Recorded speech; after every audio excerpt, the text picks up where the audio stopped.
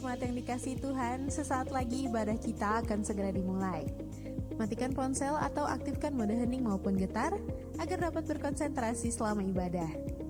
Pusatkan hati dan pikiran untuk merespon pujian penyembahan dan untuk mendengarkan serta mencatat poin-poin kebenaran dari firman Tuhan yang disampaikan.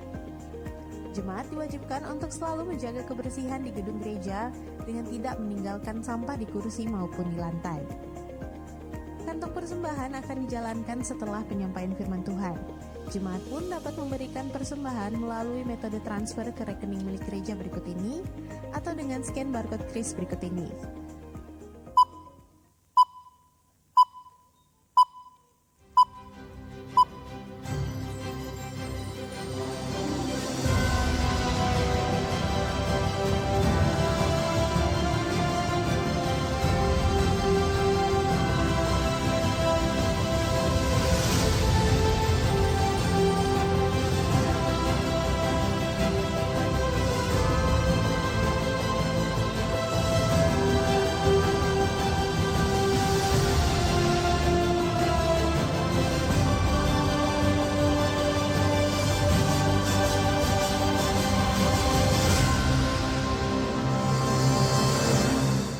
Nama Tuhan, shalom umat Tuhan.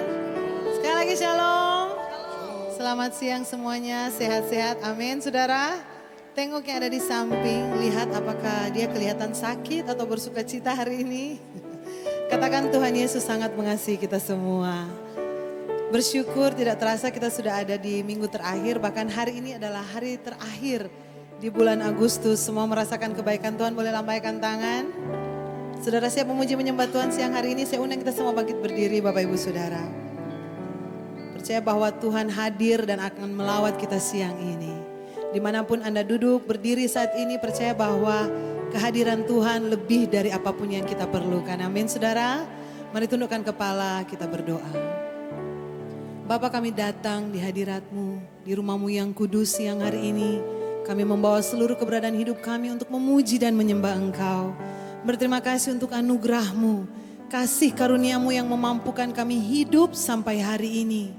Kami boleh terus bergantung kepada kebesaran-Mu, keajaiban-Mu dalam hidup kami. Hanya Engkau satu-satunya Allah yang kami percaya, Allah yang akan kami terus andalkan dalam hidup kami. Dan siang hari ini Tuhan, kami bawa seluruh keberadaan hidup kami meninggikan Engkau. Kau yang memuaskan kami di dalam hadirat-Mu. Kami berbahagia Tuhan. Sebab kami dipilih untuk datang menyembah Engkau siang ini. Terima kasih ya Bapa, kami percaya lawatan-Mu, kehadiran-Mu lebih dari cukup. Lebih dari semua yang ada di dunia ini. Kehadiran-Mu yang kami perlukan. Terima kasih Tuhan, terima kasih. Kami akan memulaikan ibadah siang hari ini, kami tahbiskan. Di dalam nama Bapa, Putra dan Roh Kudus. Di dalam nama Tuhan Yesus Kristus, kami berdoa dan mengucap syukur. Bersama-sama berkata, amin. Silakan duduk kembali Bapak Ibu Saudara. Buka hatimu sembah Tuhan siang hari ini. Hanya Kau yang kami rindukan Tuhan. Kau segalanya dalam hidup kami Tuhan.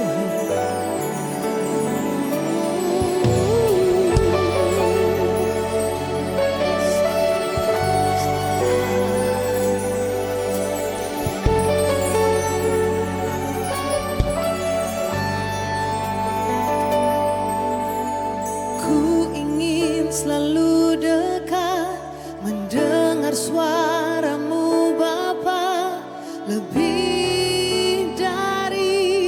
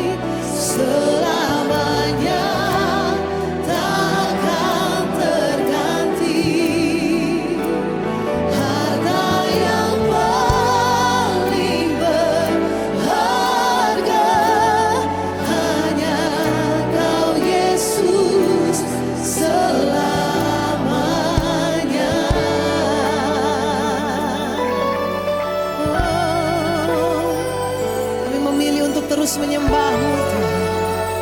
Ini kerinduan hati kami.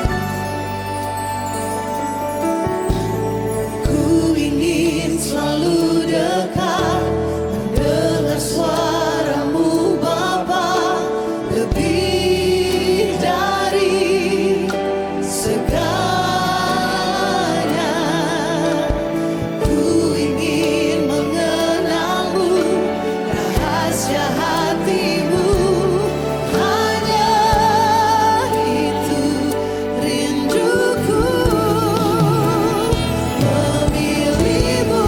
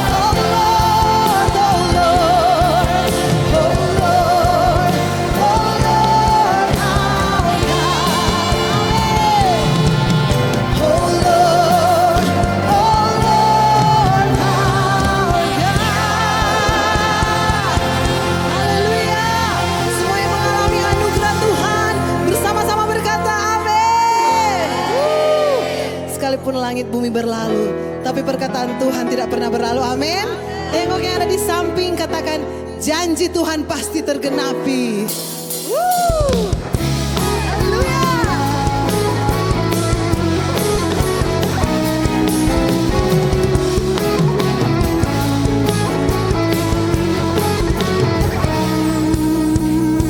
Biar bumi akan berlalu, biar bulan tak bercahaya lagi, biar langit akan bergoncang, matahari tak bersinar lagi, tetapi Tuhan Yesus tak pernah ingkar janji.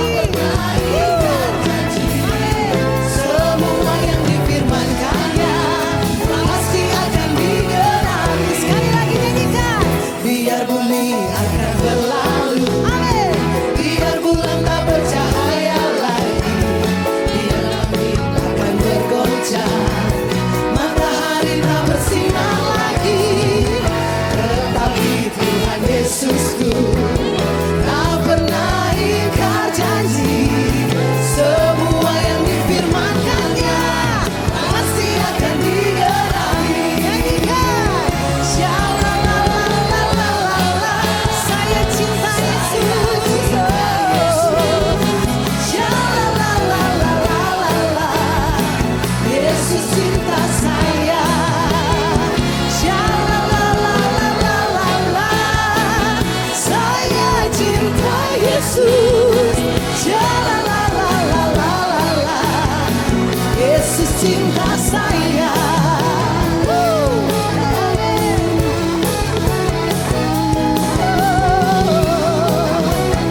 Sama-sama nyanyikan.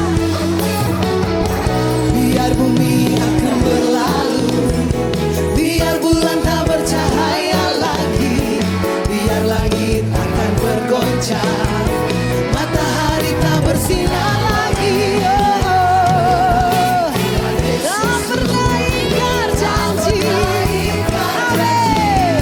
Semua yang difirmankannya pasti akan digenapi. Nyanyikan. Shalalalalala, saya cinta Yesus. Shalalalalala, Yesus cinta saya.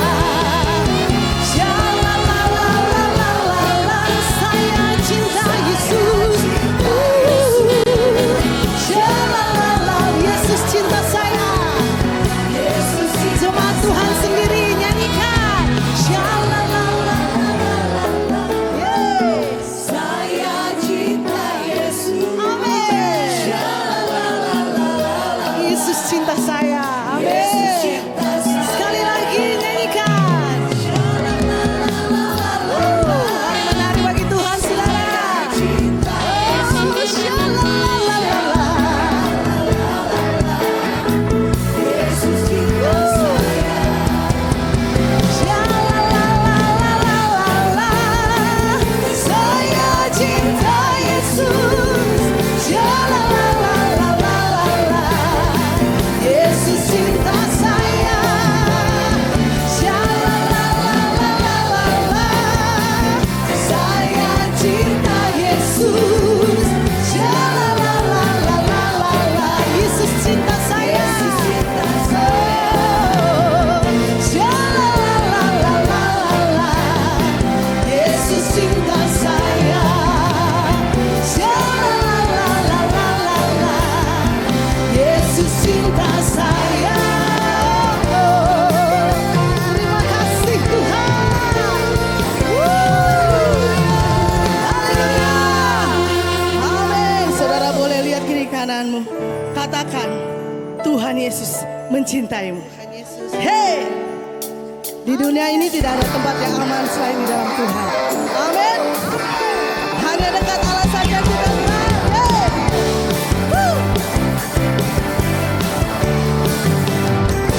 Bahwa Tuhan juga gunung batuku, bahwa Tuhan juga kota bentengku, bahwa Tuhan juga penolongku,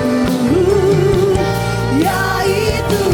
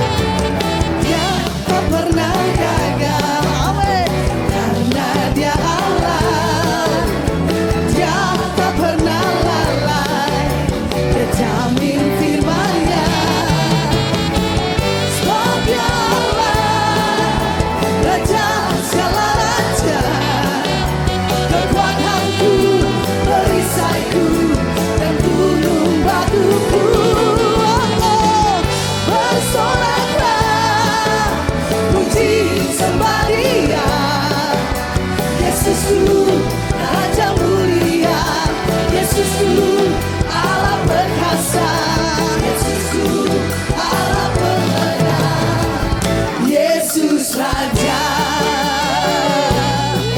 Haleluya.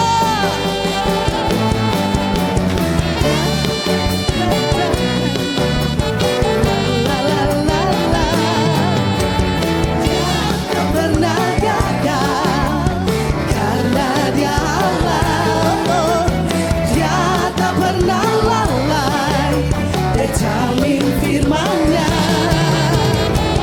Sebab Dia Allah, Raja segala raja, kekuatanku, perisaiku, dan gunung batuku. Bersoraklah, puji sembah Dia, Yesusku Raja mulia, Yesusku Allah perkasa, Yesusku Allah pemenang. Katakan Yesus Raja.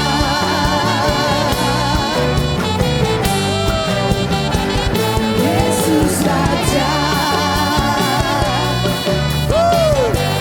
Lagi katakan Yesus Raja. Haleluya. Kau ditinggikan di tempat ini Tuhan.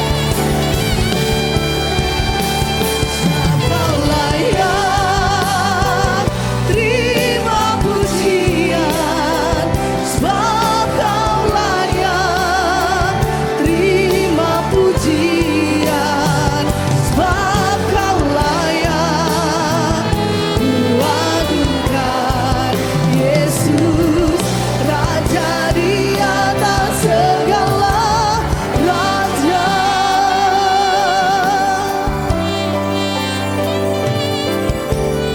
Yesus, ku cinta Kau, ku tinggikan, ku agungkan. Aku kan memuji-Mu, baik di dalam suka dan duka. Yesus, ku cinta Kau, ku tinggikan, ku agungkan. Aku kan memuji-Mu, baik di dalam suka dan duka. Sebab Kau layak terima pujian, sebab Kau layak terima pujian, sebab Kau layak kuagungkan. Yesus Raja di atas segala raja.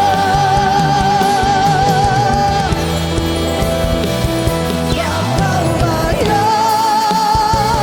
terima pujian, sebab Kau layak terima pujian, sebab Kau layak kuagungkan. Yesus Raja di atas segala raja. Kau layak Tuhan terima pujian. Amin, amin. Sebab Kau layak terima pujian, sebab Kau layak kuagungkan. Yesus Raja di atas segala raja. Raja di atas segala raja. Raja di atas segala raja. Haleluya. Haleluya. Engkau besar, Engkau layak, Engkau luar biasa ya Tuhan. Kami kagum pada Tuhan yang mengasihi kami. Tapi kami selalu kagum pada Tuhan yang rendah hati hadir dengan kami setiap kali kami kumpul bersama. Terima kasih untuk kehadiran-Mu ya Tuhan. Sekarang kami berdoa supaya Tuhan berbicara pada kami oleh firman-Mu. Kami berdoa firman yang hidup, firman yang berkuasa. Firman yang kuat, yang lebih tajam dari pedang bermata dua manapun dilepaskan di tengah-tengah kami. Hamba-Mu berdoa sementara firman-Mu disampaikan, sembuhkan yang sakit, kuatkan yang lemah. Tapi lebih daripada itu biar kami mengenal pribadi-Mu, kami mengenal jalan-jalan-Mu, kami mengerti cara kerja-Mu di tengah-tengah kami Tuhan. Kami berdoa supaya roh, hikmat dan wahyu turun ke atas kami, biar kami mengerti kebenaran firman-Mu. Bantu kami untuk menjadi pelaksana kehendak-Mu. Urapi hamba-Mu ya Tuhan, bantu hamba-Mu Tuhan. Untuk menjadi penyambung lidah Tuhan. Untuk menyampaikan kebenaran firman Tuhan dengan bahasa yang dapat dimengerti. Biar kami semua diberkati oleh firman Tuhan. Bagi Tuhan semua kemuliaan kekal sampai selama-lamanya. Di dalam nama Tuhan Yesus Kristus. Haleluya. Amin. Amin. Silakan saudara duduk. Shalom saudara. Apa kabar? Luar biasa Sadap. Di mana-mana semua tegang, di Manado kita bahagia. Puji Tuhan. Terus berdoa supaya keamanan dan kesejahteraan negeri tetap dipertahankan dan dijaga dengan baik. Saya mempercayai bahwa Tuhan menjaga orang-orang yang berkenan kepadanya. Nah, saya ingin mengkhotbahkan sebuah khotbah yang berjudul kemerdekaan dalam Kristus. Judul biasa. Setiap tanggal bulan Agustus orang khotbah ini khotbah kan. Kemerdekaan dalam Kristus. Tapi saya ingin memberi beberapa aspek yang kelihatannya seringkali kita lupakan di dalam kehidupan kekristenan kita. Ya tentu ayat yang pasti kita akan baca. Kita akan baca dari kitab Galatia pasalnya yang kelima. Nah ada seorang penulis buku dan kemudian dia penafsir Alkitab yang cukup disegani di dunia teologi. Namanya Warren Wiersbe. Kalau saudara mengenal nama itu. Warren Wiersbe menulis beberapa seri yang judulnya adalah seri di dalam Kristus. Dan waktu dia membahas kitab Galatia ini. Warren Wiersbe menulis buku dengan judul adalah Merdeka di dalam Kristus. Nah di bagian pendahuluannya yang orang gak suka baca, saya menemukan statement dari Warren Wiersbe yang berkata begini.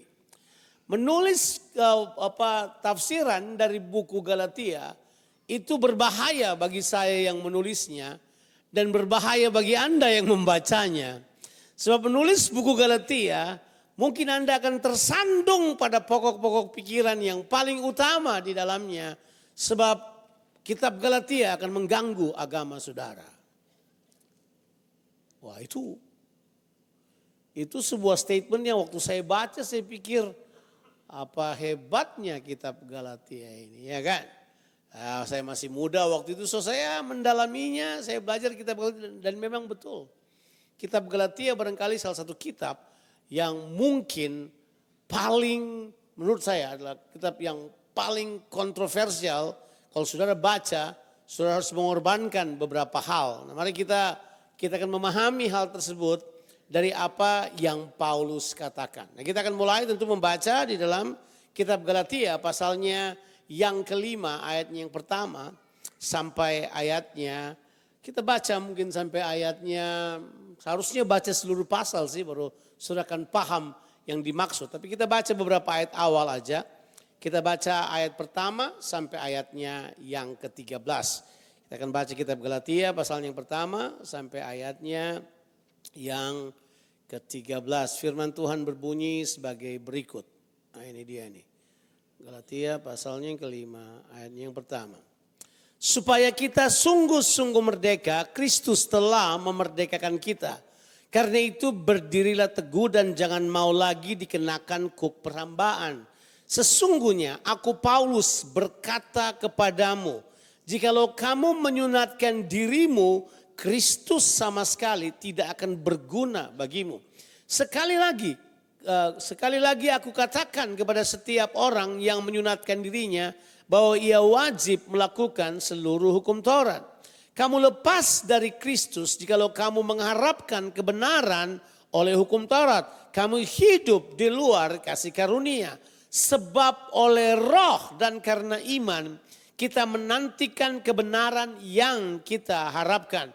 Sebab bagi orang-orang yang ada di dalam Kristus Yesus, hal bersunat atau tidak bersunat tidak mempunyai sesuatu arti. Hanya iman yang bekerja oleh kasih. Dahulu kamu berlomba dengan baik. Siapakah yang menghalang-halangi kamu sehingga kamu tidak menuruti kebenaran lagi? Ajakan untuk tidak menurutinya lagi bukan datang dari Dia yang memanggil kamu. Sedikit lagi sudah mengkamirkan seluruh adonan. Dalam Tuhan aku yakin tentang kamu bahwa kamu tidak mempunyai penderian lain daripada penderian ini. Tapi barang siapa yang mengacaukan kamu, dia akan menanggung hukumannya siapapun juga dia. Dan lagi aku ini saudara-saudara, jikalau aku masih memberitakan sunat, mengapakah aku masih dianiaya juga? Sebab kalau demikian, salib bukan batu sandungan lagi. Baiklah mereka yang menghasut kamu itu mengebirikan saja dirinya. Saudara-saudara, memang kamu telah dipanggil untuk merdeka. Tapi janganlah kamu mempergunakan kemerdekaan itu sebagai kesempatan untuk kehidupan dalam dosa. Melainkan layanilah seorang akan yang lain oleh kasih. Sebab seluruh hukum Taurat tercakup dalam satu firman ini, yaitu kasihilah sesama manusia seperti dirimu sendiri. Tapi jikalau kamu saling menggigit dan saling menelan, awaslah supaya jangan kamu saling membinasakan. Saya baca ayat 16 ya. Maksudku ialah hiduplah oleh roh, maka kamu tidak akan menuruti keinginan daging. Wow, membacanya aja sudah bisa menemukan bahwa memang betul kalau kita sungguh-sungguh mempelajari kitab Galatia, ada sesuatu yang terjadi. Jadi kira-kira waktu Paulus berkata, Yesus memerdekakan kamu dan kamu akan sungguh-sungguh merdeka. Artinya apa ya? Apakah ada kemungkinan orang yang kelihatannya merdeka tapi tidak sesungguhnya merdeka? Atau orang kelihatannya mereka dimerdekakan tapi mereka tidak hidup dalam kemerdekaan yang sejati? Kebenaran ini sebenarnya memang kebenaran yang dalam dan sangat transformatif kalau kita mengetahuinya. Sebab kebenaran ini memiliki kekuatan untuk mengubah cara berpikir Anda, untuk mengalahkan saya sebut sebagai musuh dalam selimut dalam kerajaan Allah. Nah, mari kita akan ikuti perlahan-lahan terlebih dahulu. Apa yang saya maksud dengan musuh dalam selimut? Agama. Ya. Agama adalah hal yang paling berbahaya, yang kalau dia datang dalam kehidupan orang percaya, itu akan ubah genetic code yang Tuhan Yesus mau terjadi dalam kehidupan kita. Sehingga kemudian kita berharap bahwa hidup kita bergantung pada kemampuan kita. Hidup kita dikuasai oleh apa yang kita inginkan untuk mencapai tujuan-tujuan Tuhan. Tahukah agama artinya apa? Upaya manusia untuk mencapai Allah. So it's a very dangerous thing. Sangat berbahaya, kelihatan dia kecil. Dan agama kelihatan sangat lenient kan. Sangat ramah, sangat menyenangkan, sangat baik. Sangat penuh dengan aturan-aturan kehidupan. Sangat menyenangkan. Dan kelihatan orang berpikir kalau dia embrace agama. Filosofi dunia yang kelihatannya memajukan mereka. Yang sering disampaikan oleh, kalau zaman sekarang dibilang apa DP nama? Motivator. Kalau zaman dahulu Paulus bilang DP nama apa? Nabi-nabi palsu dan pengajar-pengajar palsu. Sama. It's the same thing. They in the same boat. Mereka mengejarkan filosofis. Mereka mengajarkan aturan manusia. Seolah dengan jalan demikian, orang dapat diselamatkan. Orang dapat memperoleh apa yang Tuhan inginkan. Jadi di dalam ayat yang kita baca itu, apakah yang dimaksud dengan kemerdekaan sejati? Sehingga Yesus harus memerdekakan kita. Supaya kita betul-betul mengalami yang disebut dengan kemerdekaan yang sebenarnya. Memang kemerdekaan adalah sebuah kata yang paling gampang disalahpahami. Apalagi kalau Anda melihat kemerdekaan dalam perspektif dunia. Kita pikir artinya kemerdekaan adalah kebebasan untuk melakukan apapun yang kita inginkan. Betul nggak? Betul ya. Kita berpikir yang disebut dengan kemerdekaan adalah kebebasan untuk melakukan apapun yang kita inginkan. Apakah itu arti kemerdekaan? Dan Dan tentu hal ini oleh dunia, oleh filsafat dunia, hal ini dirangkum. Dan saya kira kalau saudara bisa mundur ke belakang kurang lebih sekitar 25 tahun atau 26 tahun yang lalu, ada filsafat yang paling luar biasa yang dimuat di dalam banyak sekali tulisan-tulisan pada waktu itu 25 tahun yang lalu. Jadi kalau Anda tahu filsafat ini berarti Anda sudah tua. 25 tahun lalu. Itu dia tulis begini. Ini dia ini. I am the master of myself. I can do whatever I wanted to do. I can go wherever I wanted to go. I can be whoever I wanted to be. Because I am the master of myself. Artinya kira-kira begini, saya adalah majikan atas kehidupan saya. Saya adalah tuan dalam kehidupan saya. Saya bisa pergi kemanapun yang saya mau. Saya bisa lakukan apapun yang saya kehendaki. Saya bisa jadi siapapun yang saya inginkan. Mengapa? Karena saya adalah siapa? Majikan atas kehidupan saya. Betulkah hal tersebut? Bahwa manusia bisa buat apa yang dia mau? Itu hanya fantasi liar dari pemikiran orang yang berpikir bahwa dia bisa melakukannya. Ada sebuah kebenaran yang mutlak yang Alkitab katakan bahwa Anda tidak melakukan apa yang Anda inginkan. Anda hanya melakukan kehendak dari penguasa siapa yang menguasai kehidupan Anda. Itu fakta. Coba kita lihat Galatia pasal 5. Di pasal yang sama, coba kita baca ayat 17. Makanya saya bilang kalau baca mau mengerti kemerdekaan, baca seluruhnya. Galatia pasal 5 ayat 17 tulis bahwa Anda tidak melakukan keinginan Anda. Anda hanya dapat melakukan kehendak siapa yang memerintah kehidupanmu.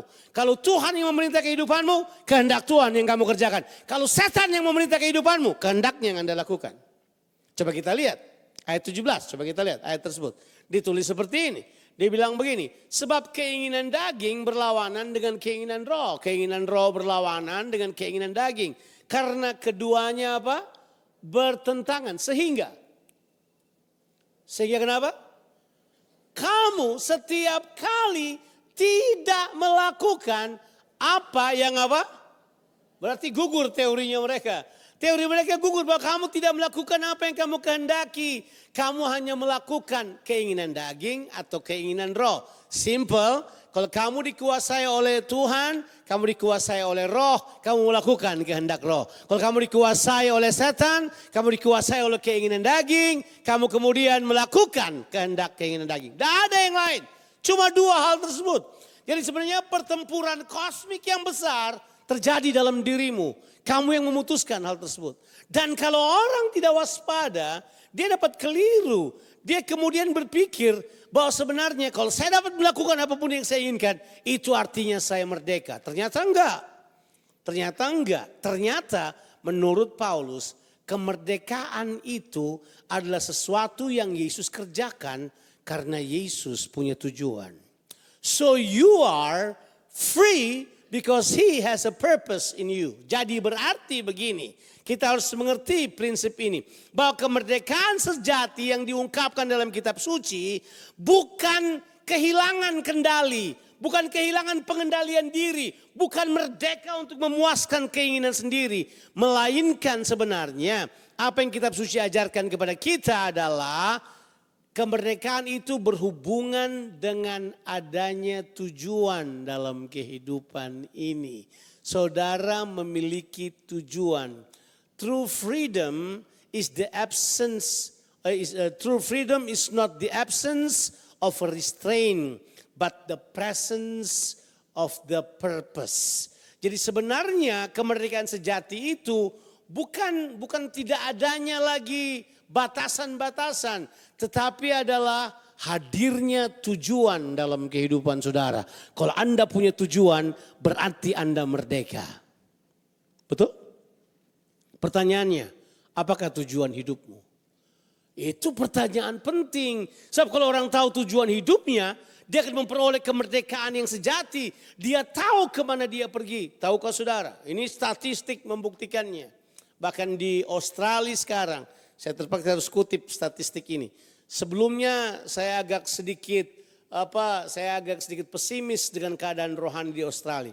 Sampai Mark McCrindle mengeluarkan sebuah statistik tahun 2024. Saudara bisa Google nama ini, Mark McCrindle namanya. Mark McCrindle itu mengeluarkan statistik tentang Australia dengan tema Undercurrent Faith in Australia. Dan ini yang dikatakan oleh Mark McCrindle, bahwa 55% orang Australia masih percaya pada Tuhan Yesus Kristus. Berarti Australia masih negara Kristen dong, 55%. Apa alasannya? Sebab mereka mulai berkata bahwa, kan sudah mesti tahu, Australia dalam kurun waktu kurang lebih sekitar 50 tahun terakhir ini telah menjadi negara yang multi etnis. Jadi terlalu banyak negara datang tinggal di Australia. Mereka menjadi negara yang multi etnis. Jadi kebanyakan mereka berasal dari suku bangsa yang berbeda-beda. Sangat tinggi perbedaannya. Tapi tebak apa yang terjadi. Menurut mereka, orang yang datang migrate ke Australia, 65% dari 100% memilih untuk mempercayai iman yang dimiliki oleh orang Australia, yaitu percaya pada Tuhan. 65% berarti tinggi. Dan ini yang dia katakan. Hampir seluruh pergumulan orang di Australia, besar, kecil, tua, muda, kaya, miskin, mereka punya pergumulan cuma satu. Mereka ingin menemukan dua hal ini. Yaitu apa? Tujuan dan arti kehidupan. Kalau Anda punya tujuan, Anda punya arti. Anda mengenal tujuanmu, hidupmu akan berarti. Orang tidak punya tujuan, tidak punya arti kehidupan. Makanya sekarang Australia, orang harus kemudian kembali pada tujuan-tujuan awal. Mereka kembali kepada iman mereka. Sebab hanya di Alkitab, saudara diberitahukan tujuan asli saudara. Tujuan yang sejati saudara. Berarti ini kita mesti pahami bahwa kemerdekaan itu adalah soal apakah saudara punya tujuan. Mengapa ide ini muncul? Karena begini, kita diberdekakan dari apa? Perbudakan dosa. Bilang dulu, perbudakan dosa. Jadi Yesus tebus kita, mengeluarkan kita dari apa? Perbudakan dosa. Dosa itu perbudakan, itu bukan cuma perbuatan. Jadi siapa yang berdosa, dia menjadi budak. Siapa yang mengatakan hal ini? Yesus. Barang siapa itu memberontak atau tidak melakukan kehendak Allah atau dia berbuat dosa, dia menjadi budak dosa. Saudara boleh baca itu di Yohanes pasalnya yang ke-8 ayat yang ke-34. Yesus berkata, barang siapa berbuat dosa, dia adalah apa? Budak dosa. Arti budak dosa adalah apa? Anda tidak memiliki hak apapun untuk hidup. Anda tidak punya tujuan hidup. Tujuan hidupmu diambil. Anda tidak punya hak hidup. Anda tidak punya hak apapun dalam hidup ini. Anda adalah barang. Anda adalah sama dengan binatang. Anda hanyalah entities of your master. Kamu hanyalah milik dari majikanmu. Kamu tidak punya apa-apa. Jadi kalau kamu budak, kamu tidak punya masa depan. Betul kan? Dan budak tidak punya jalan keluar, saudara. Tidak ada jalan keluar dari budak. Kalau Anda budak, sampai mati Anda akan budak. Dan budak punya jalan keluar, cuma ada satu selain kematian. Ya kalau Anda mati, ya Anda merdeka, itu betul. Tapi kalau misalnya Anda tetap hidup, satu-satunya cara untuk keluar dari perbudakan sudah tahu? Harus ada yang datang menebus Anda. Harus ada datang yang membeli kehidupanmu. Nah, membeli ini memberikan kepadamu tujuan. Waktu kamu dibebaskan dari perbudakan, kamu kemudian diberi tujuan. Orang kalau tidak punya tujuan, mereka akan punya masalah dengan tujuan. Mereka akan cari-cari tujuan sendiri. Orang suka tanya, kenapa bangsa Israel keluar dari Mesir? Mereka perlu waktu 40 tahun baru mencapai tanah perjanjian. Karena kita pikir tujuan bangsa Israel keluar dari Mesir adalah masuk tanah Kanaan. Kita pikir begitu kan? Ternyata enggak. Tujuan bangsa Israel keluar dari Mesir supaya mereka bisa bersekutu dengan Tuhan. Tapi mereka pikir tanah Kanaan. Jadi mereka selama 40 tahun harus dilatih dulu, diajar dulu bahwa tujuanmu bukan tempat, tujuanmu adalah hubungan dengan Tuhan. Mereka dilatih, berapa tahun mereka dilatih? 40 long years, 40 tahun mereka mengembara. Bayangkan 2 juta orang semuanya mati di padang gurun. Dibilang ini mereka punya mayat terhampar di padang gurun. Kenapa? Karena mereka memberontak pada Tuhan dan tidak percaya pada Tuhan. Karena mereka gagal untuk punya hubungan dengan Tuhan. Hei, iman kita bukan cuma iman biasa. Kalau iman Anda adalah iman agama, bahaya. Makanya diberitahu Anda diselamatkan supaya Anda punya iman hubungan. bukan iman karena aturan. Ditulis di Alkitab, makanya ayat 5 dan ayat yang 6 diberitahu kan. Sebab roh, oleh karena iman kita menantikan kebenaran yang kita harapkan. Sebab di dalam Kristus, sunat atau tidak bersunat gak ada artinya kok. Aturan itu gak ada artinya. Yang ada adalah iman yang apa? Iman yang ayat yang ke-6 itu bilang itu. Iman yang bekerja oleh kasih. Artinya iman yang nyawanya adalah kasih. Iman yang energinya adalah kasih. Kalau cuma iman aja selesai. Seluruh dunia mengaku mereka beriman. Mereka percaya pada Tuhan. Tapi kalau iman tidak punya hubungan, gagal iman saudara. Makanya kekristenan melandasi bahwa kekuatan iman kita. Kalau kita punya hubungan dengan Tuhan Yesus. Pertanyaannya, apakah Anda punya hubungan dengan Yesus? Kalau enggak, saya yakin sekali Anda pasti sedang dikuasai oleh roh lain. Anda sedang dikuasai oleh sistem lain. Anda sedang dikuasai oleh sistem dunia ini. Nah seringkali waktu kita berpikir kemerdekaan sejati itu apa? Kita merdeka dari sistem dunia ini. Kita merdeka dari agama yang ditawarkan oleh kerajaan kegelapan pada kita. Kita merdeka dari keuangan, dari uang, gaya hidup materialistis. Kita merdeka dari sistem dunia ini. Itu yang dimaksudkan kemerdekaan yang sejati. Dan kemerdekaan yang sejati ini itu punya harga bayar. Dia enggak datang dengan murah. Dibayar dengan darah Tuhan Yesus Kristus. Dan kalau Anda pikir Anda telah jadi Kristen sekian lama. Dan Anda pikir Anda pasti masuk sorga. Tolong pertimbangkan baik-baik. Sebab tujuan kita bukan soal ke sorga. Tujuan kita adalah mengisi kemerdekaan yang bertujuan itu. Itu tujuan kita ada. Orang suka tanya. Saya selamat untuk apa sih? Itu pertanyaan yang bagus kita tanyakan. Saya selamat untuk apa? Jangan ada yang berkata begini bahwa saya selamat untuk pergi ke sorga. Tidak ada ayat yang mendukung ayat itu satu pun di Alkitab. Anda diselamatkan oleh Tuhan supaya Anda mengisi kemerdekaan itu dengan tanggung jawab. Halo?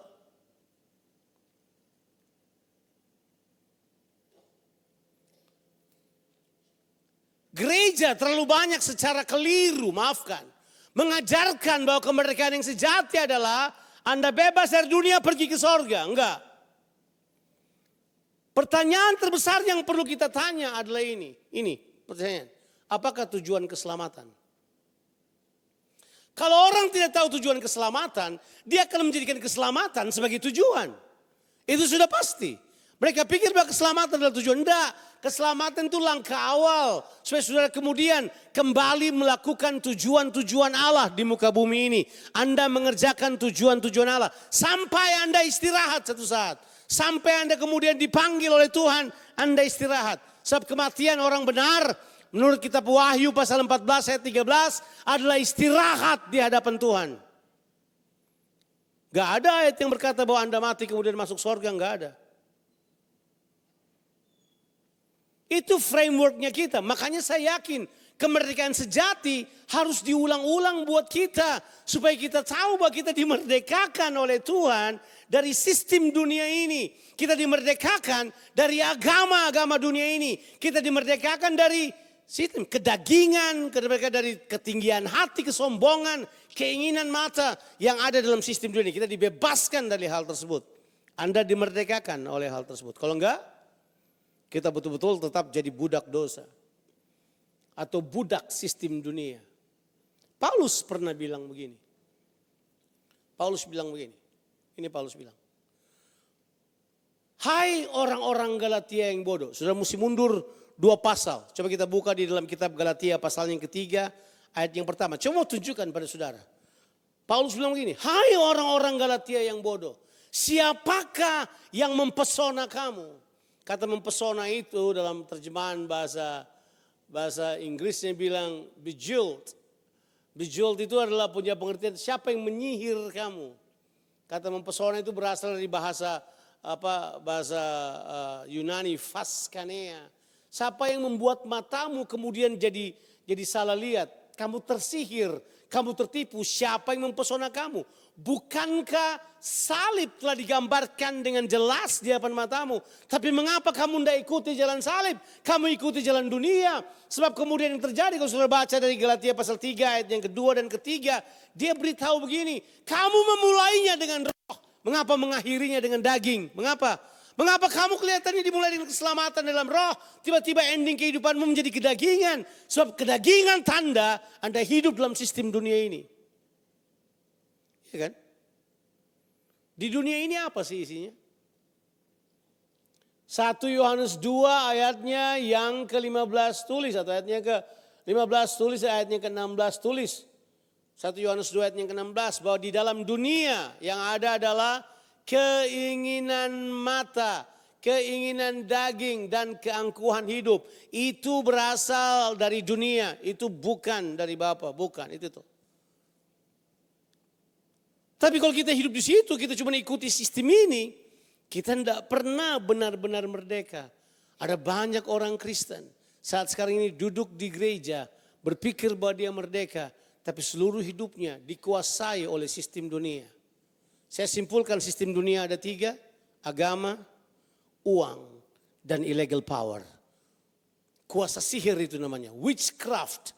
Kuasai kita, intimidasi kita, buat kita takut masa depan, buat kita kejar sesuatu yang lain. Dan itu Paulus bilang, kamu harus merdeka dari hal tersebut. Untuk itulah kamu dimerdekakan. Nah, ayat yang kita baca tadi di kitab Galatia pasal yang ke-5 beritahu bahwa kita ini harusnya tahu kemerdekaan kita ini punya tujuan. Bahwa kemerdekaan itu punya tujuan dulu. Kemerdekaan punya tujuan. Apa tujuannya? Tujuannya adalah tujuan Allah menciptakan Anda. Apakah tujuan Allah menjadikan kita semuanya? Menurut Kejadian 1 ayat 26, tujuan Tuhan menciptakan kita adalah supaya kita serupa dengan gambarnya dan memerintah bersama dengan Dia. Itu tujuannya. Dia tidak pernah tukar tujuannya, dia tidak pernah ganti tujuannya. Kenapa tiba-tiba di abad yang ke-6 orang berpikir bahwa tujuan kita adalah masuk sorga. Tujuan masuk sorga dalam dunia kekristenan baru muncul abad ke-6. Jadi baru banget. Baru banget itu. Pelajari aja sejarah-sejarah gereja. Anda akan menemukan bahwa itu baru muncul abad yang ke-6. Tapi tujuan gereja dari awal adalah mereka menantikan Yesus datang supaya mereka bisa memerintah bersama dengan Yesus. Supaya mereka mendengar ide itu di Alkitab berulang-ulang kali. Tujuannya adalah kita serupa dengan Kristus dan memerintah bersama dengan Dia. Kejadian 1 ayat 26 berkata apa? Baiklah kita menjadikan manusia menurut gambar dan rupa kita. Keserupaan supaya mereka berkuasa atas ikan-ikan di laut dan burung-burung di udara. Segala ternak yang merayap dan seterusnya. Dibilang ini di seluruh bumi ini. Kita memerintah, itu kata yang dipakai. Berkuasa, rada. Nah, tentu orang akan sibuk berkuasanya yang mereka tonjolkan. Padahal berkuasa artinya sebenarnya sederhana. Melayani. Yesus yang kasih pernyataan itu. Kalau kamu mau berkuasa, melayani. Kalau kamu menjadi orang memimpin, melayani. Kayaknya itu mesti dikotbahkan di DPR kayaknya. Ya. Atau harus berkhotbah di mana? Itu kayaknya itu mesti dikhotbahkan kepada pemerintah daerah. Kalau kamu mau berkuasa, melayani. Yesus yang ajarkan itu. Sampai Yesus berkata, anak manusia tidak datang untuk dilayani, tapi anak manusia datang untuk melayani. Tahu nggak arti anak manusia? Arti anak manusia adalah Mesias, Raja yang memerintah kekal selama-lamanya. Itu arti anak manusia. Nah, sekarang kita sudah temukan bahwa kemerdekaan itu harus diisi dengan tanggung jawab untuk berjalan dalam tujuan. Betul kan? Anda harus punya tujuan dalam kehidupan ini. Dan kalau kita sudah punya tujuan, kita akan gampang menemukan arti kehidupan. Itulah yang seharusnya menjadi bagian kita. Nah, mungkin pertanyaan yang kita harus kembangkan lebih banyak lagi adalah bagaimana kita mengisi kemerdekaan itu. Jadi gini, Anda dimerdekakan. Kemudian ada tujuan yang Anda harus capai, betul kan? Nah, di antara kemerdekaan sampai mencapai tujuan, Anda harus mengisinya. Dengan apa Anda harus mengisinya? Simple. Itu yang dibilang Anda mempraktekkan tujuan Anda. Menurut Galatia 5 tadi, coba kita baca ayat 13. Karena begini, ada kemungkinan orang sudah merdeka, Tapi mereka mengerjakan kemerdekaan dengan cara yang salah. Coba ayat yang ke-13. Saudara-saudara, memang kamu telah dipanggil untuk apa? Merdeka. Tapi janganlah kamu mempergunakan kemerdekaan itu sebagai kesempatan untuk kehidupan dalam dosa. Melainkan layanilah seorang akan yang lain. Jadi ada kemungkinan orang sudah dimerdekakan, tapi mereka hanya mempergunakan kemerdekaannya untuk hidup dalam dosa. Betul nggak? Terjemahan Inggris tidak punya pemahaman yang sekeras itu sebenarnya. Coba kita lihat, kalau misalnya lihat terjemahan King James, dia cuma bilang begini, kalau kamu kira-kira kalau pakai bahasa itu, kalau kamu cuekin tujuan kamu dimerdekakan kira-kira, itu dia berkata begini, kamu kemudian akan hidup di dalam kehidupan yang tidak coba lihat. Itu kata yang dipakai ini. For brethren, ye have been called into liberty. Liberty itu kemerdekaan, ya. Terus bilang gini, only not liberty for an occasion to the flesh. Terjemahan Indonesia bilang langsung apa? Berbuat dosa. Terjemahan bahasa Inggrisnya sebenarnya bilang gini, itu sebagai kesempatan untuk hidup dalam daging, occasion to the flesh. Tapi dia beritahu bagaimana mengisi kemerdekaan is very simple. Layanilah orang lain. Layanilah orang lain. Mau isi kemerdekaan, layanilah orang lain oleh kasih. Komunitas-komunitas yang saya dan istri saya layani itu adalah komunitas-komunitas kecil. Kami punya komunitas kecil yang banyak. So kita memperkuat bagaimana mereka itu terus melayani. Jadi kalau mereka ada gabung dengan komunitas kita akan tanya, kamu mau melayani apa tidak? Kalau dia sudah datang 5 kali, terus kemudian dia cuma duduk bikin panas bangku gereja, tebak apa yang akan kami kerjakan buat mereka? Kami tawarkan mereka pindah ke gereja lain. Karena kamu tidak mungkin bertumbuh tanpa melayani. Sebab ini dia prinsipnya, mengisi kemerdekaan dengan tanggung jawab adalah bertumbuh dengan tanggung jawab tersebut yang kelihatan pada tindakan kita melayani orang-orang yang membutuhkannya. Orang tanya, kita melayani siapa Pak? Hei, melayani siapa? Yesus tuh punya target operasi. Target operasinya Yesus, dia sudah tulis waktu dia berkata, Roh Tuhan Allah ada pada aku karena dia mengurapi aku dan dia telah mengutus aku untuk apa? Memberitakan kabar baik pada orang-orang sengsara, kepada orang-orang yang terbelenggu dalam penjara. Jadi kalau saya simpulkan, simpel saja, bahwa tetap saudara harus melayani orang-orang yang termarginalisasi, orang-orang yang kurang beruntung, orang-orang miskin, orang-orang susah. Bilang dulu orang susah. Orang kaya juga bisa susah kan? Jadi orang susah itu bukan cuma orang miskin. Orang kaya bisa susah tidur, bisa banget. Bisa susah komunikasi, bisa banget. Bisa susah membangun hubungan, bisa susah bergaul. Susah-susah kayak gitu perlu ditolong. Mereka juga perlu ditolong. Mereka perlu dilayani. Jadi bukan cuma soal kemiskinan dia sodorkan, tapi dia menyodorkan sasarannya adalah orang-orang yang hidup di dalam kekuasaan dunia ini. Mereka hidup dalam sistem dunia ini. Jadi kesimpulannya sederhana. Bagaimana saudara mencapai tujuan Anda? Isi dengan pelayanan yang berarti. Isi dengan pelayanan yang berarti. Kalau Anda cuma seminggu sekali datang di gereja, bikin panas bangku gereja, saya sarankan timbang ulang kemerdekaan saudara. Pertimbangkan ulang, pikirkan ulang. Jangan-jangan saudara belum merdeka. Jangan-jangan saudara dikuasai oleh sistem dunia ini. Udah pasti. Karena memang you are made free. So you are free indeed. Free indeed to achieve the purpose of God. Kamu dibebaskan sesungguhnya untuk mencapai tujuan Allah dalam kehidupan ini. Saya akan akhiri dengan pemikiran ini pada saudara. Ini mungkin pemikiran yang perlu kita pertimbangkan. Paulus bilang begini, kalau ada yang mengacaukan tujuan Allah dalam kehidupanmu, kiranya Tuhan menghukum dia.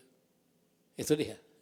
Kalau ada orang yang mendustai kamu dengan tujuan yang lain, terjemahan Indonesia biarlah dia mengkebirikan dirinya saja.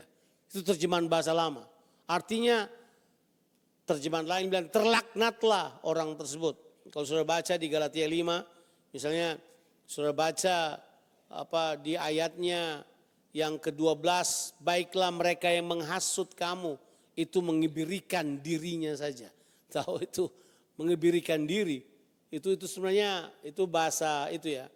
Bahasa idiom yang berkata bahwa kiranya orang yang menghasut kamu, terjemahan tepatnya kalau ada orang yang menyesatkan kamu, yang membuat kamu tidak mencapai tujuan, menyerongkan tujuan kamu. Dia berkata begini, kiranya mereka dilaknatkan saja, mereka dikutuki saja. Itu Paulus punya bahasa. Sangat kasar, sangat keras. Dan Paulus beritahu, gini, kalau kamu tahu bahwa kamu harus mempergunakan kemerdekaan itu, isilah dengan melayani orang lain. Isilah dengan kemampuan untuk melayani orang lain. Kenapa? Sebab dengan melayani, Anda mempersiapkan diri untuk mencapai tujuan Tuhan. Sebab tujuan Tuhan adalah Anda akan menjadi serupa dengan Tuhan dan memerintah bersama dengan Dia. Hanya orang-orang yang melayani akan memerintah bersama dengan Dia. Yesus yang bilang, kalau kamu menjadi pemerintah, kamu harus jadi hamba dari semuanya. Makanya gereja seharusnya punya penata layanan yang kuat untuk memberkati orang-orang yang ada di sekitarnya. Apa tanggung jawab kita? Apa tanggung jawab kita? Ada 2 tanggung jawab kita. Yang pertama, membangun hubungan intim dengan Tuhan untuk mengenali kehendaknya. Saya ulangi lagi. Tanggung jawab kita adalah membangun hubungan intim dengan Tuhan untuk mengenali kehendaknya. Itu berarti Anda harus tenggelam dalam firman Tuhan. Anda harus punya pewahyuan untuk dapat membuat firman Tuhan Anda relevan dengan kehidupan masa kini. Sehingga kamu bisa tahu jawaban dunia ini yang berasal dari firman Tuhan. Kamu kemudian diwahyukan oleh Tuhan cara-cara Alkitab untuk menyentuh kebutuhan dunia ini. Kita perlu bergaul karib dengan Tuhan. Alkitab berkata Tuhan bergaul karib dengan orang-orang yang rendah hati dan takut akan Dia. Dan perjanjiannya Dia beritahukannya kepada mereka. Di dalam kitab Mazmur pasalnya yang ke-25 ayatnya yang ke-14 Anda menemukan ayat tersebut. Dia bergaul karib dengan orang-orang yang mengasihi Dia. Kemudian Dia beritahukan perjanjiannya. Dia beritahukan kehendaknya. Kalau Anda mengenal kehendak Allah, Anda akan melayani kehendak itu. Waktu saya berumur 22 tahun, saya baru selesai sekolah teologi, sekolah Alkitab. Saya pulang, saya punya kerinduan ingin membangun pelayanan saya. Jadi doa saya waktu itu adalah, Tuhan berkatilah pelayanan saya. Supaya pelayanan saya bisa berkembang dan seterusnya. Ya doa seorang anak sekolah Alkitab kan begitu. Apalagi yang lebih bagus daripada itu. Tapi kemudian saya membaca buku di rak buku ayah saya. Sebuah buku tulisan Arthur Wallis. Judul bukunya adalah God Chosen Fast. Judul bukunya adalah puasa yang dikehendaki oleh Allah. Saya membaca buku itu. Di dalam paragraf buku itu, ini yang ditulis oleh Arthur Wallis. Yang challenge seluruh kehidupan saya. Arthur Wallis berkata begini. Kalau kamu mau hidup berarti. Wah itu sebuah kata yang kita cari-cari. Siapa yang mau berarti? Kamu boleh kaya kalau nggak berarti. Itu bahasa Alkitabnya sia-sia. Kamu boleh berpengaruh tapi kalau nggak berarti. Kamu boleh punya jabatan tapi kalau nggak berarti. Dia tulis, kalau kamu mau hidupmu berarti. Dia berkata ini, temukan kehendak Allah pada generasimu. Wow. Setelah itu, setelah kamu menemukan kehendak Allah di generasimu, serahkan hidupmu untuk menyelesaikan kehendak Allah itu terjadi di bumi ini. Saya baca itu, tiba-tiba saya mulai menangis sejadi-jadinya. Seperti saya lahir baru. Karena saya mulai kemudian berkata, ternyata doa saya salah. Saya berdoa menurut keinginan saya. Padahal saya harus menemukan kehendak Allah. Hari itu saya putuskan, semua doa saya berubah. Saya tidak berdoa lagi untuk supaya pelayanan saya maju, pelayanan saya diberkati Tuhan. Enggak lagi, saya tidak berdoa itu. Saya berdoa saya adalah, Tuhan saya mau tahu kehendakmu apa. Saya mau tahu kehendakmu buat Makassar apa. Saya mau tahu kehendakmu buat Manado apa. Saya tiap datang di sebuah kota, saya enggak datang dengan khotbah yang banyak. Enggak. Saya datang dengan hati yang berkata, saya mau tahu kehendakmu buat kota ini apa. Supaya saya tidak berkhotbah melawan kehendaknya. Saya tidak mempersiapkan umat Allah untuk sejalan dengan kehendaknya. Saya harus tahu kehendak Allah. Buat saya, my passion, my desire my greatest effort is to know the will of God. Saya tidak punya pemahaman yang lain lagi. Saya mau mengetahui kehendak Allah. Kalau saya tahu kehendak Allah, dan dari situ kemerdekaan itu menjadi nyata dalam saya. Saya mulai melakukan tindakan-tindakan kehendak Allah. Saya mulai melakukannya perlahan-lahan, berjalan pada tujuan kehidupan saya. Sebab tujuan saya seperti yang Yesus doakan. Datanglah kerajaanmu, jadilah kehendakmu di bumi seperti di sorga. Ada keinginan lain buat kita? That's the cost of liberty. Kita kemudian mendapatkan kehendak Allah. Ada banyak orang hidup untuk kehendak dirinya, mati untuk keinginan diri sendiri. Padahal nggak ada seorang pun dari kita yang hidup di dunia ini tanpa kehendak Allah. Anda lahir karena kehendak Allah. Anda punya gender pria atau wanita, itu sudah ada yang menentukan. Itu bukan kamu yang tentukan. Generasi sekarang yang menentukan sendiri gendernya. Biar dia lahir jadi laki-laki, dia bilang dia perempuan. Kira-kira bayangkan. Generasi sekarang memang gila. Itu benar. They're crazy. They don't know what to do. They do anything they wanted to. Tapi kehendak Allah kan. Saudara lahir jadi orang Manado, kehendak siapa? Kehendak kenapa papa? Ya ada. Ngana lahir di tanggal yang ngana lahir memang siapa mau? Zaman sekarang kata orang bisa pilih tanggal. Kalau zaman kita dulu lahir pas mau lahir saja. Sampai mama saya cerita, saya waktu lahir, saya lahir di rumah sakit, salah satu rumah sakit sekarang. Sudah jadi hotel atau apa dia nama? Yang sudah di hotel apa? Dulu rumah sakit umum, itu kan rumah sakit umum kalau gak salah dulu itu. Jadi diberitahu bahwa mama saya lahirkan saya punya kepala sudah keluar dan dia duduki di dalam mobil. Jadi saya waktu lahir gepeng kepalanya. Makanya agak-agak cross-legged sampai sekarang karena waktu lahir saya kira. Nah saya mau selesai dengan pemahaman ini pada saudara. Bahwa saya lahir, saya dibesarkan, saya hidup, saya tahu karena kehendak Allah. Gak ada, saya putuskan. Emang tinggi badan saya yang mau begini? Kalau saya yang pilih tinggi badan saya bukan 160 dong. Tinggi badan saya 186. Itu kayak Stephen Curry kali tingginya kan. Mungkin saya bisa main basket kah? Saya tidak pilih warna kulit saya tidak pilih. Apakah mata saya bulat atau mata saya cuma satu garis? Saya juga nggak pilih. Saya tidak pilih lahir di keluarga Ambon dan Manado. Kan kalau boleh saya lahir dari keturunan Irlandia dan Inggris kan kira-kira. Saya tidak pilih semuanya itu. Ada yang pilihkan buat saya. Namanya kehendak Allah buat saya. Itu telah tertulis di DNA seluruh kehidupan saya. Kehendak Allah. Jadi begitu ada orang mulai berkata gini. Kemerdekaan hidup saya akan isi untuk menyelesaikan kehendak Allah. That's it. That's it. Sebab akhir dari khotbah saya hanya untuk memberitahukan 2 ayat ini pada saudara. Dan kemudian kita selesai di dalam kitab Kisah Rasul pasalnya yang ke-13 ayatnya. Ayatnya yang ke-22 terlebih dahulu, baru ayatnya yang ke-36. Setelah Saul disingkirkan, Allah mengangkat Daud menjadi raja mereka. Tentang Daud Allah telah menyatakan, aku telah mendapat Daud bin Isai, seorang yang berkenan di hatiku dan yang melakukan apa? Kenapa Daud jadi raja contoh? Dia bukan raja biasa, dia raja paradigm, dia raja contoh.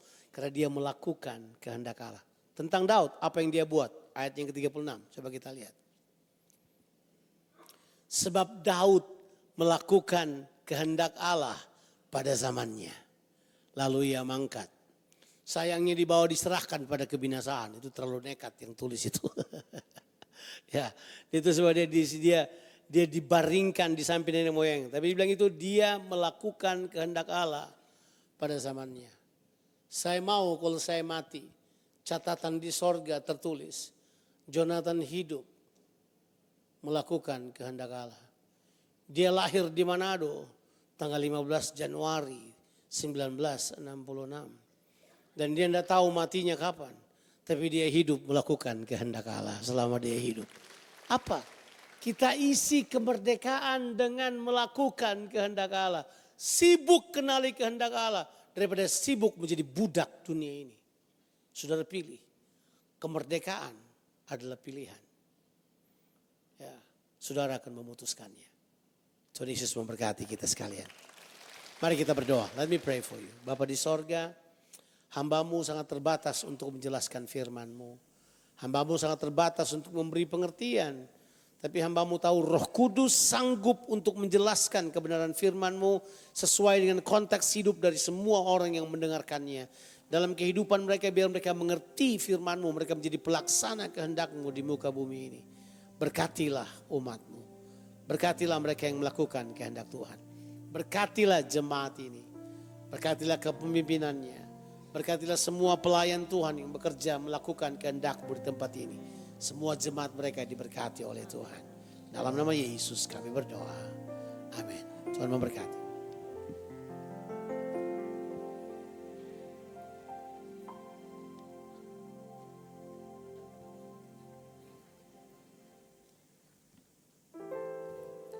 Puji Tuhan, baiklah saudara yang kasih, siang hari ini kita akan memberikan persembahan ucapan syukur, persembahan mingguan dan perpuluhan. Saudara boleh persiapkan persembahannya, tapi sebelumnya mari kita tunduk kepala dan kita satu dalam doa kita berdoa. Betapa hati kami melimpah dengan ucapan syukur Tuhan untuk setiap apa yang Tuhan sudah kerjakan dalam kehidupan kami. Di bulan Agustus ini Tuhan Engkau menyertai kami dan kami percaya di bulan yang baru nanti Tuhan Engkau tetap menyertai kehidupan kami. Setiap apa yang kami kerjakan kami lakukan. Usaha kami, pekerjaan kami, bahkan rumah tangga kami. Tuhan Engkau sertai. Dan hari ini Tuhan kami akan memberi persembahan. Engkau memberkati setiap tangan-tangan yang memberi. Karena kami tahu Tuhan Engkau telah berbuat baik bagi kami. Ini ucapan syukur kami di dalam nama Tuhan Yesus. Haleluya. Amin.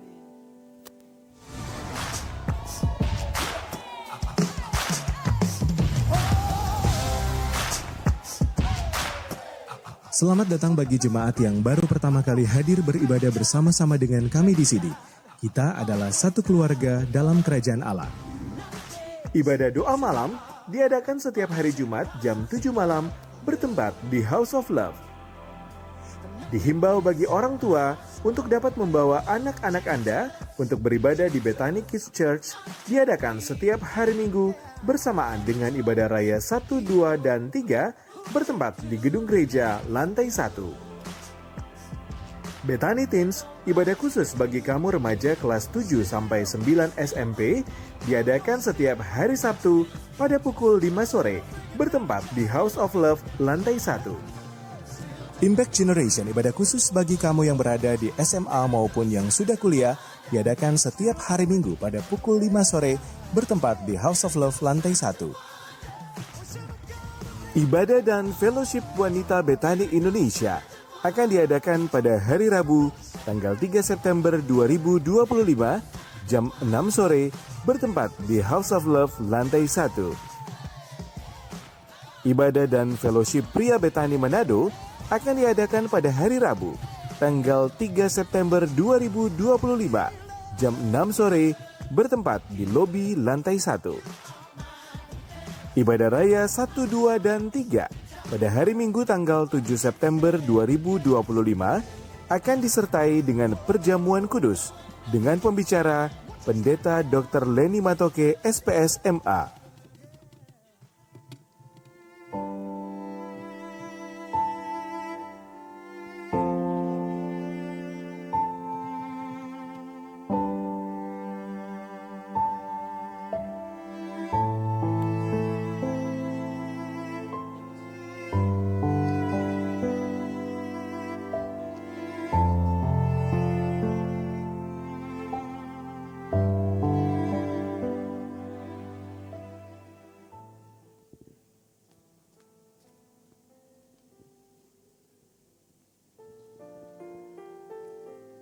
Tuhan, tadi itu berita duka buat kita semua gereja Tuhan bahwa ada 2 orang yang dekat dengan kita.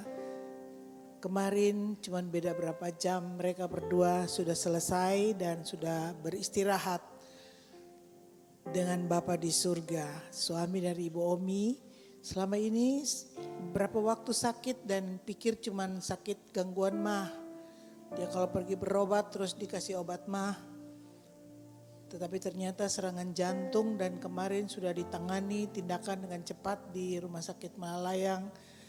Tapi tidak tertolong lagi dan saya bilang bahwa memang jantungnya sudah tiba waktunya untuk beristirahat. Jantungnya tidak bisa lagi memacu.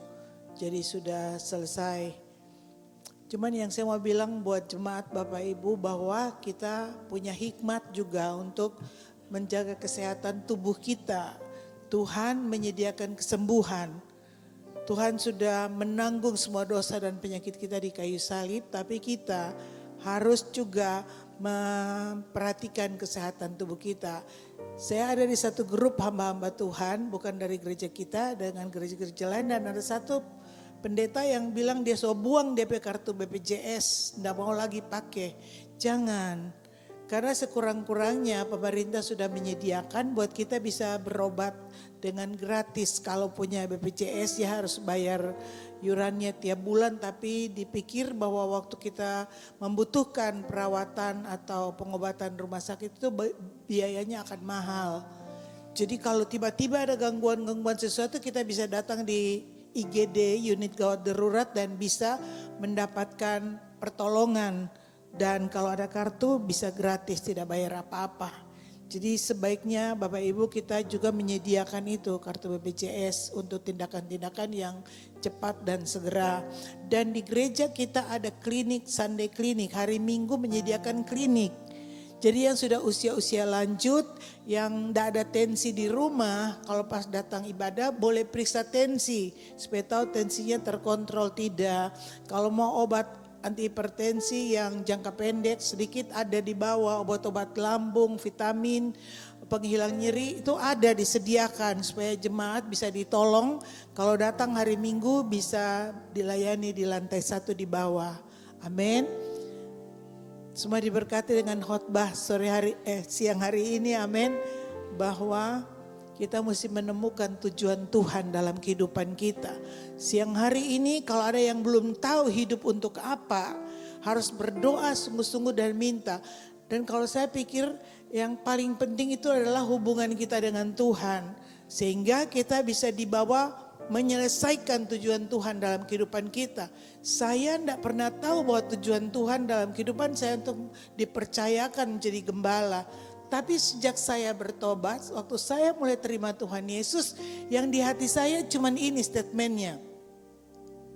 Dari tahun 80 waktu saya lahir baru, ini statementnya bahwa kebaikan dan kasih Tuhan itu saya ingin orang lain juga alami. Saya ingin orang lain tahu betapa Tuhan baik, betapa Tuhan sangat mengasihi. Tidak ada yang seperti Tuhan di dunia ini. Dan kalau saya praktek sebagai dokter, saya bukan cuman kasih resep, saya selalu juga kasih ayat untuk orang-orang tertentu yang membutuhkan. Nah, jadi waktu saya ada di sini, itu yang Tuhan bilang bahwa selama ini kamu sudah jadi berkat buat orang lain. Di sini akan ada lebih banyak orang yang menerima kasih dan kebaikan Tuhan. Jadi Tuhan mau pakai kita semua supaya kebaikan Tuhan bukan hanya untuk kita, tapi juga itu lewat kita kepada orang lain dan orang bisa lihat kebaikan dan kasih Tuhan. Saya percaya saya sudah 23 tahun sebagai gembala full time di sini dan saya percaya bahwa semua orang yang datang ke tempat ini jumpa dengan Tuhan itu yang paling penting, bukan jumpa dengan kita. Jadi Bapak Ibu, selama kita belum menemukan tujuan Tuhan dalam hidup kita, tadi Bang Jo punya khotbah bahwa kita belum merdeka. Kita sedang melakukan tuan lain yang memerintah atas hidup kita. Sistem dunia ini dan segala hawa nafsu dan keinginannya menghancurkan hidup kita. Mari sekali merdeka tetap merdeka. Jangan mau lagi diperbudak. Saat ini bangsa kita sedang tidak baik-baik. Kita dengar berita semua, jangan forward yang bikin hilang damai sejahtera atau ketakutan, tapi kita ambil waktu semua untuk berdoa buat bangsa Indonesia. Khusus buat kita yang di Manado, Karena saya ada di badan kerjasama antar umat beragama, pemimpin-pemimpin, tokoh-tokoh agama, Bapak Wali Kota itu tahu bahwa karena bangsa kita ini menomorsatukan Tuhan, maka tokoh-tokoh agama punya tanggung jawab yang besar untuk masyarakat. Jadi saya juga mengambil tanggung jawab saya untuk menyatakan kepada kita semua, menghimbau supaya kita bertanggung jawab di daerah kita masing-masing. Jaga keamanan di lingkungan, berdoa dan lihat kalau ada anak-anak muda suka kumpul-kumpul, kalau ada orang suka minum-minum di lingkungan kita, tanggung jawab kita untuk mendekati mereka, bangun hubungan dengan mereka. Kalau sekarang ada surat-surat edaran untuk kumpul massa, jangan iko-iko rame. Bilang dorang mari orang berdoa supaya ada damai sejahtera di kota dan daerah kita. Kebenaran, keadilan Tuhannya ada dari Tuhan. Bukan bagian kita untuk menghakimi dan mengkritik, stop. Bagian kita adalah melepaskan berkat, melepaskan damai sejahtera. Manado aman, tentram, sejahtera. Sulawesi Utara maju dan terus diberkati Tuhan. Itu kerinduan kita semua, amin. Mari kita bangkit berdiri, kita nyanyikan satu pujian, kita menyembah Tuhan. Dan pastikan kita pulang dalam iman, kekuatan dan kemerdekaan. Kita tidak mau lagi diperbudak oleh dosa, oleh sistem dunia yang menghancurkan, membuat kita menderita dan sengsara. Tapi kita punya Tuhan yang membawa kita dalam rencananya yang mulia. Aku punya Tuhan yang besar, yang telah berjanji dan sanggup menggenapi imanku, bersempatan percaya kuasa-Nya. Ku terima sekarang kemenangan darimu. Aku punya Tuhan yang besar, yang telah berjanji dan sanggup menggenapi imanku, bersempatan percaya kuasa-Nya. Ku terima sekarang kemenangan darimu. Aku punya Tuhan yang besar, Terbesar bagi kami. dan sanggup menggenapi bersempatan percaya kuasa-Nya. Ku terima sekarang kemenangan